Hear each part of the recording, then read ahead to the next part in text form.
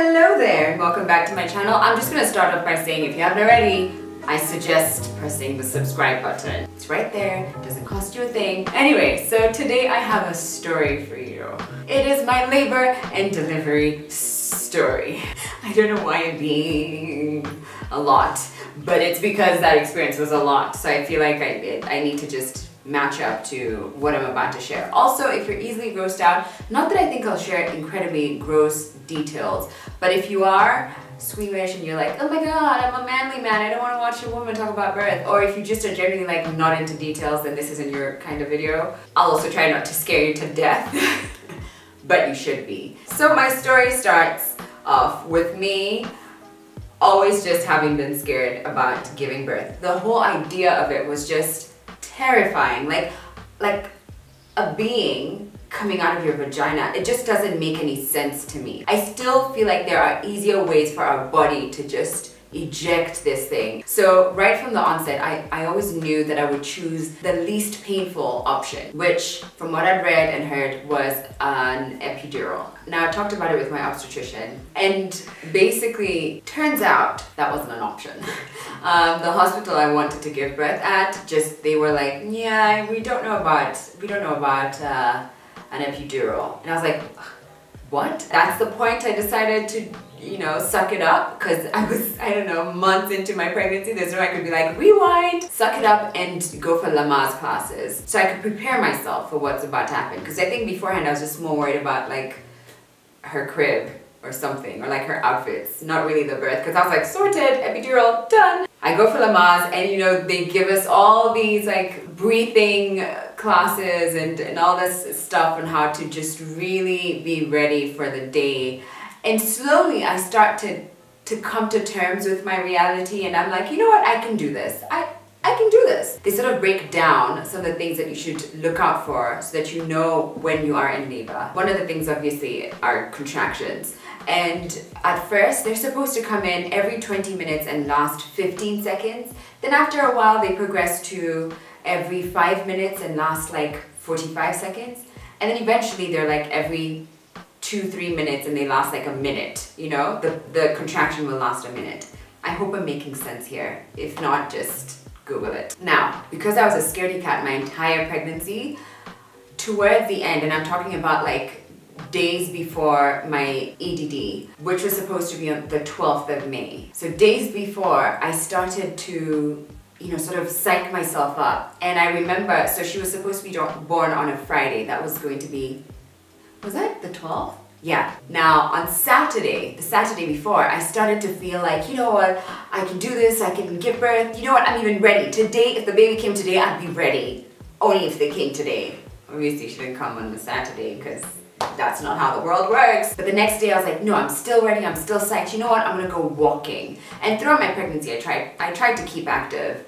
But this was like a real power walk. Like I was like, hey, Usain Bolt, I'm after your money. I even met up with a couple of my friends after, and one of them was like, what are you doing walking? Like, what are you thinking? Now we had a dinner planned for that evening and everything felt okay. And I remember as I was about to leave the house, I remember feeling like, that feels a little bit like cramps or something. But I'd been having Braxton Hicks contractions, which are like essentially false contractions beforehand. So I didn't think much of it. And I remember at the dinner just thinking, these are pretty regular. Let me try and time them and see if they are coming like 20 minutes apart, like my midwife said during the Lamaze classes. I start timing them on my phone. I had an app, which I will place here what that app was. I can't remember right now, but I'll put it here. And I quickly found out that they were coming in every 5 minutes and they were lasting 30 seconds. Now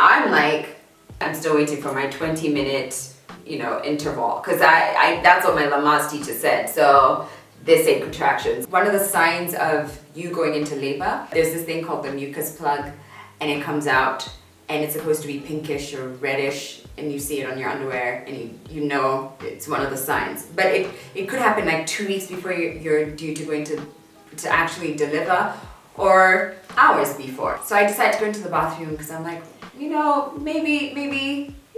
Lo and behold, there's something on my underwear and it's like the lightest pink, and I'm like, but this ain't pink, red pink. Like there needs to be a color chart, and it's like, this is the pink that you should pick up. And now the color chart I created in my mind, that wasn't the pink. So I'm still like, but it's not really what I would, is that pink? Anyway, this is 8 p.m. The dinner was supposed to start at 8 p.m. So I go back into dinner, but surely enough, like 2 hours into it, like at around 10:30, the pain is at this stage where when it comes, I'm no longer able to just sort of sit on it. Because before I'd just be quiet, but now it's like, you know what, I'd rather be in my bed and sort of allowing myself to feel it. But I still don't think I'm in labor. By this time, I had called my mother and I told her, keep your phone close because I'm feeling something. She was like, are you sure that's not labor? It sounds like labor. I was like, nah, mama, no.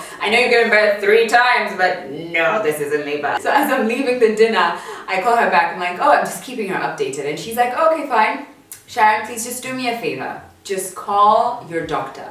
Just let him know what's happening. So I'm calling my doctor and I'm explaining what I'm going through. His exact words were, sounds like you're in labor. You need to rush to hospital. And I just thought, why would he think I'm in labor? Obviously, I still haven't gone through my 20-minute interval. Like, I just jumped straight into 5. So surely, like, this can't really be labor. Obviously, this is like ultimate denial. So rush to the house, pick up my my suitcase because I had it packed and by the door, and I go into the labor ward and I'm telling the midwives who are there. It's now about 11 p.m. and I'm telling the midwives what I'm going through, and they're like, so you're in labor, right? That's what you're saying. And I'm like, well, I still don't know if I'm in labor. My mama says I am, my doctor says I am, but I don't know if I am. And the lady, as I'm explaining to her what's happening, I have a contraction and I'm sort of crouched over a little, and she puts her hand on my belly and she's like, oh yeah, I can feel that's a contraction. Now, oh my God, I got scared. I got scared again just then, just thinking, ah. So now I'm asking her like, so I'm in labor, so I should like be checked in now, you know? And she's like, well, it could take up to 72 hours. And since you're not so sure, do you want to have a doctor check how far you are, along you are, if you're dilated at all? And I'm thinking, oh yeah, absolutely, if that's an option, yeah, let's just check and see. Maybe there's nothing going on and this is just a false alarm. The doctor checks me and he just goes like, well, yeah, you're 2 to 3 centimeters dilated. I was in panic mode. And this whole like, oh, I'm ready, let's go walking. Yeah, no, I was not ready. I'm panicking. I don't want to do this. No. But it's okay, Sharon. Just calm down. We haven't even reached the worst of it. At this point, the pains are so bad that even as I'm walking now, every time a contraction would come, I have to stop and just ride the wave and then continue. And I got into my gown and I guess was admitted, and at this point it's now midnight. Whew.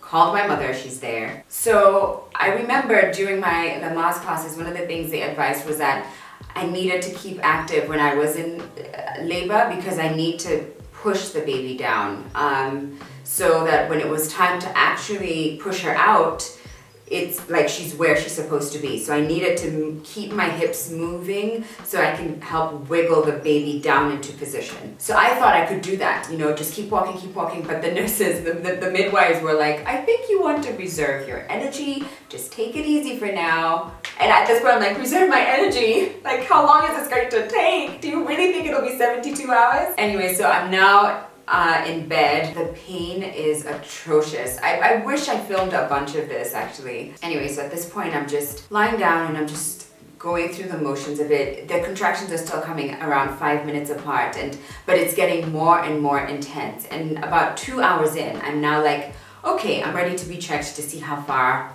along I am. The nurse comes in and she seemed hesitant to check me. And later I found out it's because she was like, I don't want to check you and you're still at 2 to 3 centimeters. And then all I'm doing at that point is just discouraging you. So she's, you know, being chatty and she's asking like, so how far along do you think you are? And I'm like, oh, I don't know. I'm hoping I'm 5 centimeters dilated now. By the way, in case you don't know, the end goal is 10 centimeters dilated. So I'm hoping I'm 5 centimeters, but even 4, I'll be happy. If it's 4, I'll be happy. So she goes in, checks, and then I just hear her go, Sharon, you're 7 almost 8 centimeters dilated. And I'm like, what?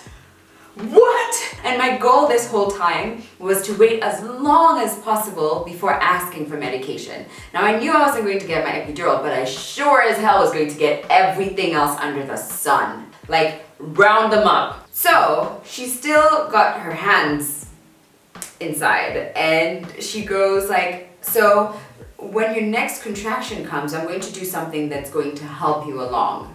And I had no idea what this thing was, but she said it would be uncomfortable. She didn't say that it was going to be the most painful, torturous, horrific pain you have ever endured. Man, oh man. I just remember trying to, as hard as I could, to kick her face. It was so horrific. I was like, no, no, no, no, I'll do it naturally. I don't want your help. No, and I'm trying to like kick her off me. But I think she knew exactly what she was doing because she was prepared. And there was another nurse in the room. And so basically when that contraction was over, she's like, okay, you're 8 centimeters dilated now.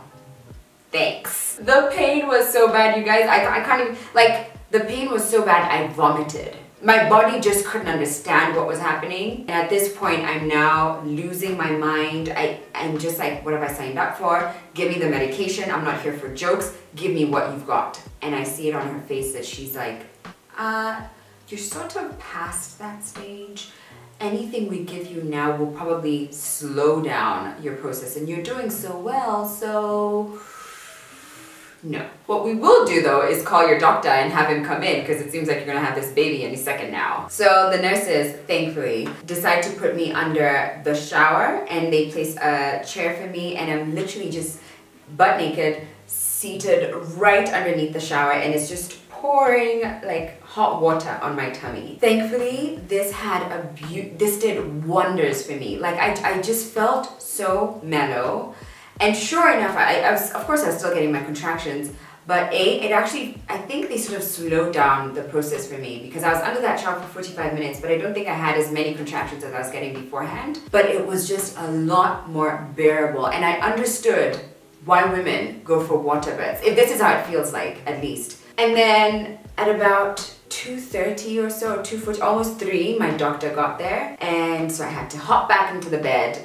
And I like how I'm saying it, like hop back, like I was just like, trauma. I just remember sitting there and thinking, how the hell do they expect me to stand up, walk 2 meters to that bed? I just was like, do you even know that I'm dying? Do you know I'm dying? Anyway, doctor comes, I make my way to the bed. And at this point, I'm just like, don't you dare pull another, let me help you along. Let me help you move from 8 to 9 centimeters dilated, because I'm okay. Don't do that. He decides he's going to break my water, which by the way is one of those myths that movies feed you, which is your water breaks when you're out there and it's like, panic, oh my gosh, my water broke. No, that's not how it works.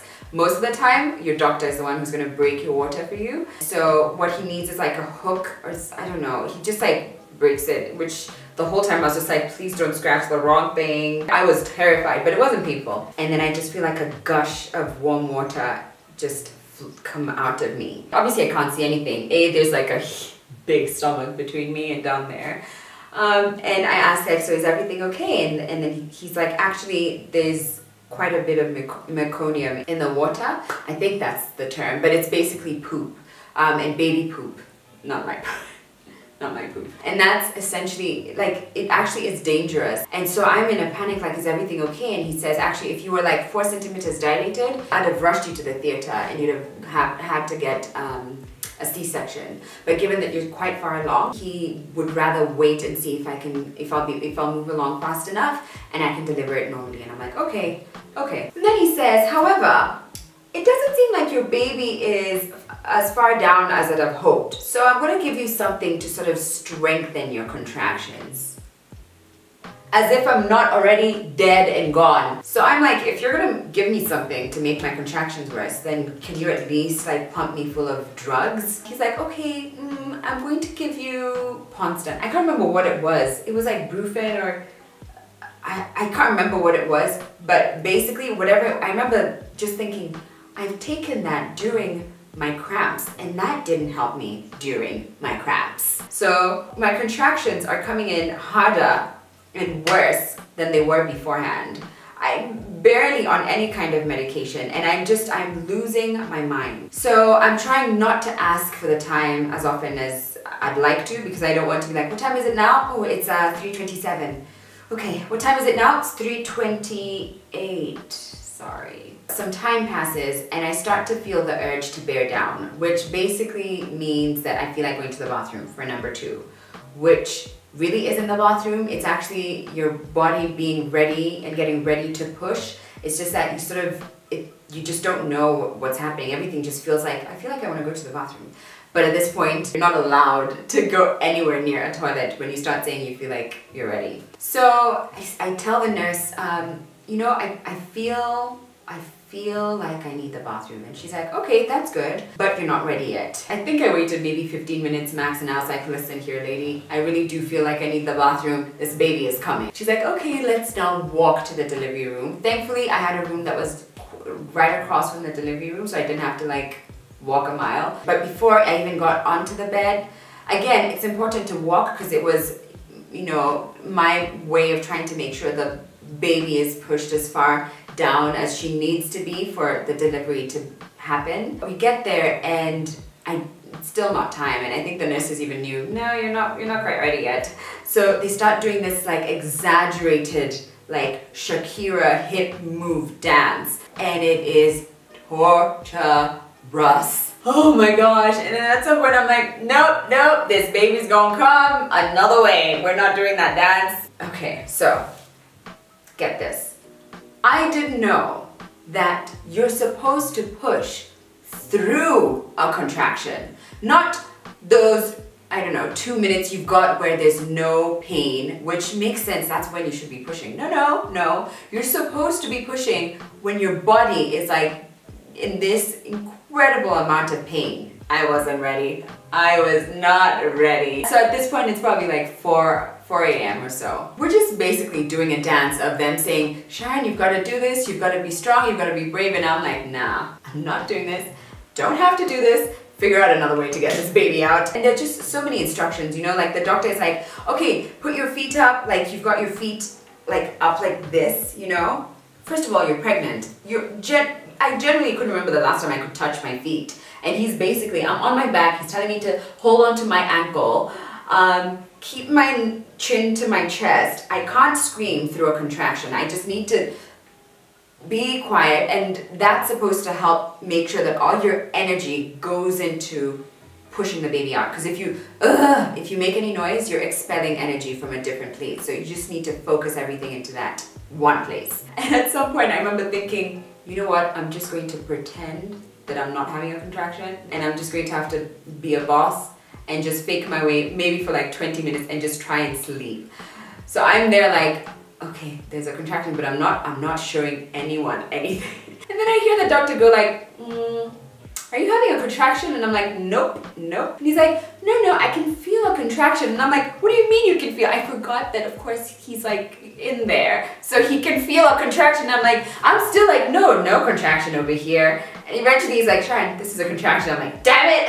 Okay, fine, I'll push this bloody baby out. Like my body is just like, I'm too tired. I haven't slept. I'm in such pain. All you people are screaming things at me, and I can't think, and I hate everyone, and I don't want anyone near me. And then I just remember the pediatrician, because you've got to have a pediatrician in the room, obviously, because the baby's gonna come out, and there needs to be someone to watch over your baby, make sure they're healthy.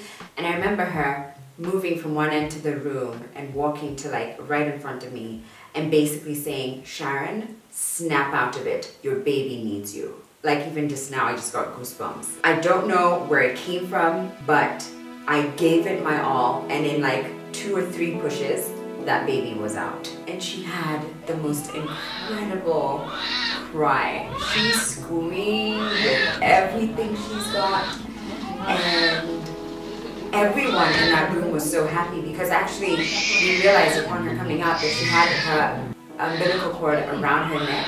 But it was the most beautiful sound ever. And her doctor took her to the corner and was basically making sure that she's all right. There was no moment, she didn't come to me directly. Again, they needed to just make sure that there was nothing in her lungs and everything. But here's the thing, I always thought I would be one of those women who'd be like, give me my baby. My reaction, especially after finding out, is she out? She's okay? Yeah. The first thing I asked the doctor for was 15 minutes just so I can nap. I was so exhausted and I just was like, I just need 15 minutes. That's all I need. He was like, we're not done yet. There is that placenta you've got to push out. What? And then again, he had to perform an episiotomy on me because I did tear a little. That took about 20 minutes in total, like delivering the placenta, pushing it out, and then him stitching me up and making sure that everything is nice and neat. That's when I was able to bond with my baby. And I remember just holding her for the first time and repeating over and over and over again, oh my God, oh my God, oh my God. I just didn't have more words than oh my God, but it was my prayer, and like I just felt so connected to God, and that's all I kept saying. That's the story of how I delivered Naila Tapen into this world.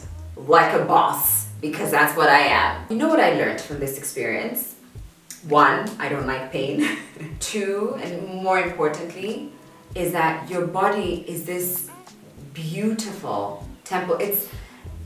If you think about what your body goes through in order to bring a life into this world, if you think about even just how your abdomen has to expand to accommodate this being, if you think about the fact that you can see your baby move while they're inside you, I don't know what's more beautiful than that. I don't know what's more magnificent than that. And I think even that's why I've been so conscious about treating my body right and eating right, and also my mind as well, because I know I have to honor it. It's bigger than just this feels good for my body, you know. So whether it's alcohol, whether it's the wrong foods, whatever it is, it's bigger than just this feels good. I have to honor it because it's much bigger than me. And I only know that now that I delivered a life into this world. I love my body. I really do. The third thing is I realized that I'm a boss bitch. I feel like the strongest, toughest human being ever. And it's because I went through all that and survived. And it's taught me that you can do anything you put your mind to. And you just need to tackle it 1 minute at a time, 1 hour at a time, 1 day at a time. And eventually, whatever it is that you want, whatever it is that you desire, it will be yours. In this case, it was my little baby Arya. So that's it. That's my labor and delivery story. I hope you guys enjoyed it. If you are pregnant, I hope it didn't scare you and I hope it prepared you in some way or another. You know what? Our bodies are created to do this, so you will be fine. Thank you for watching. Don't forget to subscribe to my channel if you haven't already. I will see you guys next week. Bye!